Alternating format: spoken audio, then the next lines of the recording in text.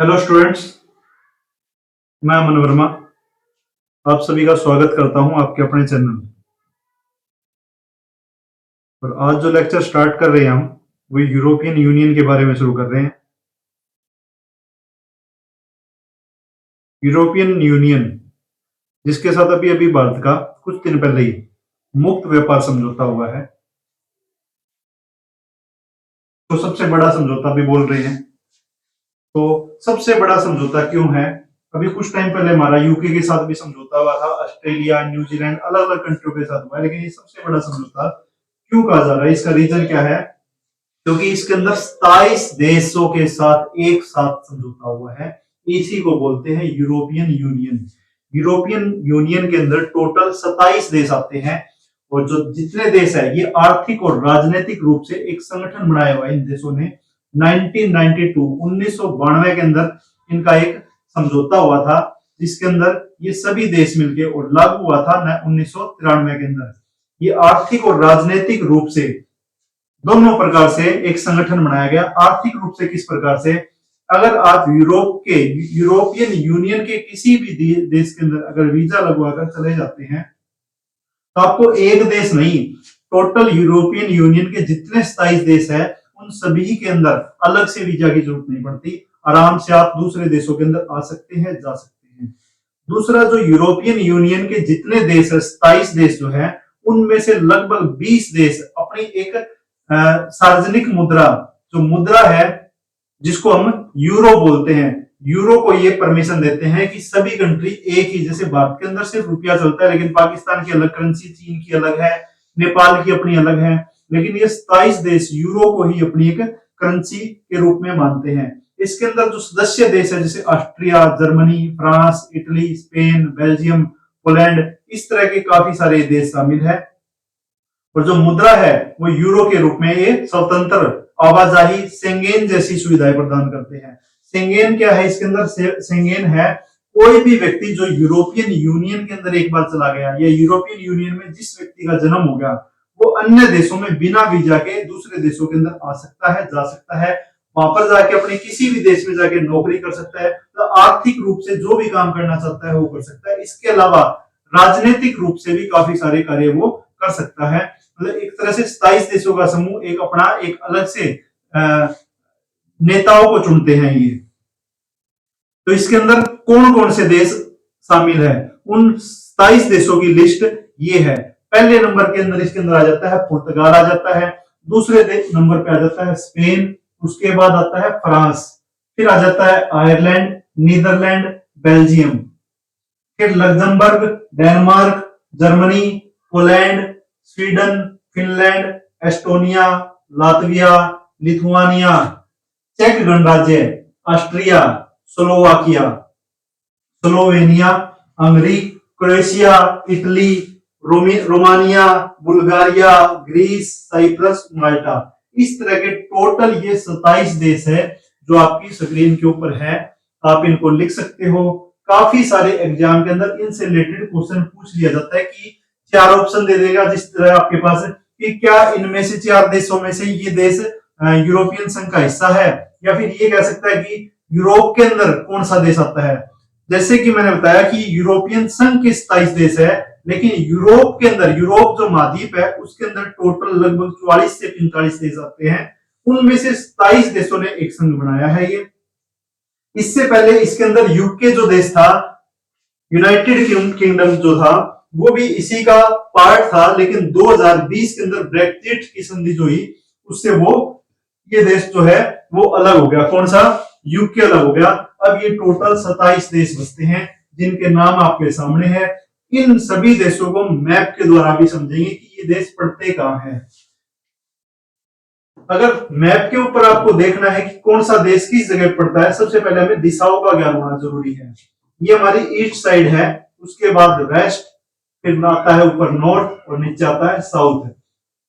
भारत की बात करें तो भारत के बिल्कुल वेस्ट में आता है यूरोप, आता है अफ्रीका, आता है उत्तरी अमेरिका, आता है और दक्षिण अमेरिका। इस तरह के ये महाद्वीप आते हैं। भारत के अंदर एक यूरोपियन कंपनी आई थी जिसको हम ईस्ट इंडिया कंपनी भी बोलते हैं।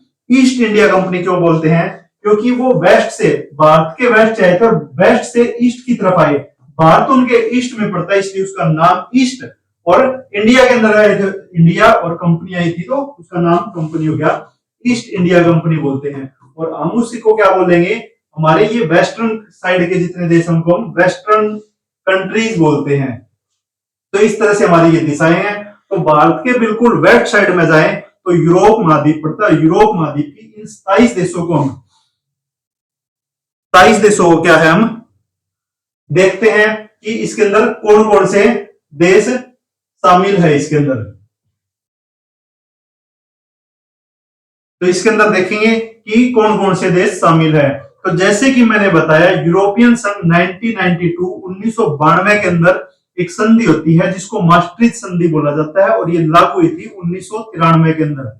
तो सदस्यता कब स्टार्ट हुई इसकी, 1993 के अंदर हुई। और मुद्रा जो है वो यूरो को मानते हैं और इसी को बोलते हैं यूरोजन।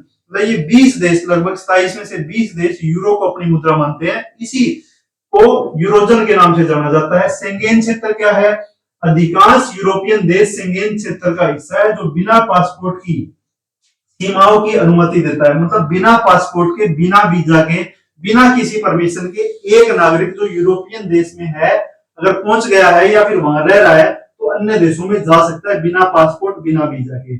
उसके बाद ब्रेक्जिट क्या है, यूनाइटेड किंगडम। जैसे कि मैंने बताया, यूनाइटेड किंगडम यूके जो है वो 2020 में यूरोपियन यूनियन से अलग हो गया। इससे पहले ये उसी का पार्ट था, 2020 में ये यूरोपियन संघ से अलग हो गया।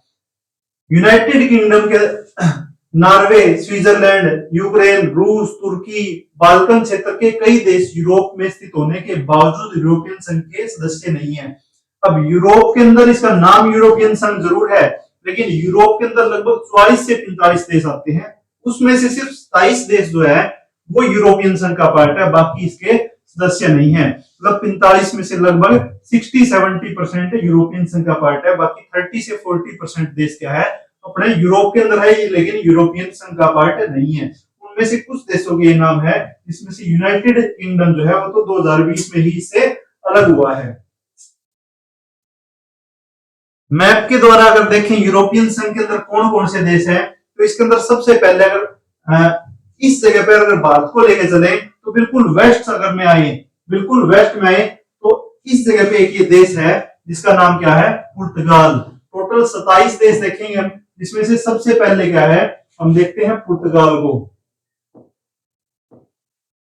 सबसे पहला नंबर किसका आता है, पुर्तगाल का आता है। बिल्कुल वेस्ट के अंदर अगर चल जाए, यूरोप के भी बिल्कुल वेस्ट में आए, भारत तो काफी इधर रहेगा, ईस्ट में है। और स्टार्टिंग कहां से होती है, स्टार्टिंग जब वेस्ट कंट्री के अंदर तुर्की से हम एंट्री लेते हैं, और तुर्की से एंट्री लेने के बाद इस तरफ वेस्ट में आते हैं। लेकिन बिल्कुल वेस्ट के अंदर चले जाए तो सबसे पहले देश आता है, क्या नाम है इसका, पुर्तगाल। दूसरे नंबर के अंदर आता है स्पेन। तीसरे नंबर पे आता है फ्रांस। फ्रांस जिससे भारत के अंदर राफेल के लड़ाकू विमान भारत के अंदर आए थे, वो ही फ्रांस है ये। तीसरे नंबर पे आता है फ्रांस। चौथे नंबर पे आता है आयरलैंड। आयरलैंड बिल्कुल जो यूके के बराबर में है, ये यूके है, ये यूके है, बिल्कुल यूके के बराबर में आयरलैंड पड़ता है। ये भी यूरोपियन यूनियन का ही पार्ट है। यूरोपियन यूके जो है वो 2020 के अंदर एक संधि थी जिसका नाम है ब्रेक्जिट, उससे के तहत ये अलग हो गया। तो चौथा देश है हमारा आयरलैंड। उसके बाद पांचवें नंबर पे आता है नीदरलैंड। ये नीदरलैंड है। नीदरलैंड के बिल्कुल जस्ट नीचे बेल्जियम है, 6 नंबर पे ये है। और 7वें नंबर पे आ जाता है लग्जमबर्ग देश। 8वें नंबर पे आ जाता है जर्मनी। जर्मनी जो कि हिटलर का देश कह सकते हो आप। 1942 से लेके 1945 सेकंड वर्ल्ड वॉर जो स्टार्ट किया था वो जर्मनी के हिटलर ने स्टार्ट किया था। तो जर्मनी इस जगह पर पड़ता है। जर्मनी के बिल्कुल ईस्ट साइड में जाओगे तो पोलैंड आता है। जर्मनी ने पोलैंड के ऊपर आक्रमण करके ही सेकंड वर्ल्ड वॉर को शुरू किया था। तो जर्मनी के बाद 9वें नंबर पे आता है पोलैंड। पोलैंड के बिल्कुल अगर ऊपर जाए या जर्मनी के बिल्कुल ऊपर जाए तो 10वें नंबर पे आ जाता है डेनमार्क देश। डेनमार्क देश वही देश है जो अभी जो यूएस देश है, अमेरिका जो है, अमेरिका के राष्ट्रपति डोनाल्ड ट्रंप ने डेनमार्क का एक पार्ट पड़ता है ये ग्रीनलैंड आइलैंड जो है, इसके ऊपर अपना हक जमाया है इन्होंने, या फिर ये बोला है कि इसको हम अपने अंडर कवर कर लेंगे, अपना क्षेत्र मान लेंगे। वो किसका पार्ट है? डेनमार्क का पार्ट है। उसके बाद आता है 11वें नंबर के अंदर स्वीडन आ जाता है, 12वें नंबर पे आ जाता है फिनलैंड, 13वें नंबर पे आता है एस्टोनिया, फिर 14 नंबर के ऊपर आता है लातविया और लिथुआनिया 15वें नंबर पे। ये रूस आ जाता है इधर, लेकिन ये इसका पार्ट नहीं है, तो 15वां नंबर पे देश आगे। उसके बाद पोलैंड के बिल्कुल नीचे आ जाते हैं, ये है 16वें नंबर पे चेक गणराज्य देश है। उसके बिल्कुल नीचे है 17वें नंबर पे ऑस्ट्रिया, ऑस्ट्रिया के बिल्कुल नीचे 18वें नंबर पे आता है स्लोवाकिया, 19वें नंबर पे आ जाता है हंगरी, 20वें नंबर पे आ जाता है स्लोवेनिया। उसके बाद आता है 11वें नंबर में रोमानिया, बुल्गारिया, ग्रीस और साइप्रस, और 25वें नंबर के ऊपर आ जाता है बिल्कुल ये नीचे माल्टा देश जो है। 26वां नंबर पे आ जाता है इटली, और 27 नंबर पे ये आ जाता है क्रोएशिया जो देश है वो आ जाता है। टोटल इस तरह से ये 27 देश बनते हैं जो कि यूरोपियन संघ का पार्ट है, ईयू का पार्ट है। यूरोपियन यूनियन, यूरोपियन यूनियन मतलब संघ, यूरोपियन यूनियन, यूरोपियन संघ का जो पार्ट है। टोटल ये 27 देश है। 27 के 27 की डिटेल मैं दे चुका हूं।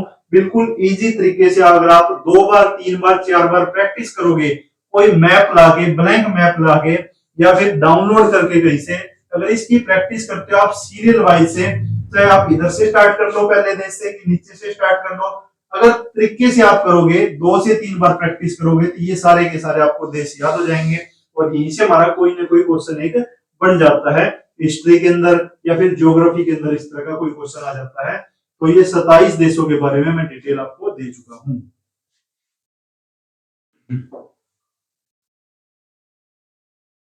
इसके अलावा जो पढ़ने लिखने वाले बच्चे हैं, जो किसी न किसी एग्जाम की तैयारी कर रहे हैं, जिनके हरियाणा के अंदर सीईटी के अंदर अच्छे मार्क्स आ चुके हैं, सीईटी के अंदर अच्छे नंबर अगर आपके आ चुके हैं 50, 60 नंबर, 70 नंबर, आपको अगर लगता है कि आपका नंबर जो स्कोर अच्छा है और किसी न किसी वैकेंसी के अंदर आपका नंबर पड़ सकता है, तो आपके लिए महर्षि दयानंद एजुकेशन स्किल डेवलपमेंट जो है वो काफी सारे कंप्यूटर के कोर्सेज लेकर आया है।